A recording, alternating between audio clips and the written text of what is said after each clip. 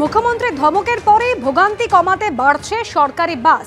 আজ থেকেই ধাপে ধাপে বাস বাড়ছে রাস্তায়। 550টি বাস দিয়ে 3300 ট্রিপ চলছিল কলকাতা এবং শহরতলিতে, আর বাস বাড়িয়ে সেই ট্রিপ বেড়ে হচ্ছে 4198। নিউ টাউন এলাকায় বাসের ট্রিপ বাড়িয়ে 108 থেকে 156 করা হচ্ছে। বিশেষ নজর দেওয়া হচ্ছে রাসবিহারী, গড়িয়াহাট, কালীঘাট, আলিপুর এবং এক্সাইড অঞ্চলে। ট্রান্সপোর্ট ডিপার্টমেন্ট সাইলেন্ট ডিপার্টমেন্ট হয়ে গেছে।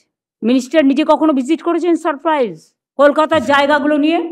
ট্রান্সপোর্ট সেক্রেটারি করেছে কখনো? হ্যাঁ দিদি, আমরা ফ্রিকোয়েন্সি বাড়িয়েছি কিছু, এবং কিছু কথার অর্থ কি? তুমি একটা ট্রান্সপোর্ট মিনিস্টার, তোমাকে মাথায় রাখতে হবে কিছু কথার কোনো উত্তর নেই। মানুষ যাতে অফিসে যাবার সময় অফিস ফেরত বা অন্যান্য সময় ঠিকমতো যাতায়াত করতে পারে সেটা দেখতে হবে।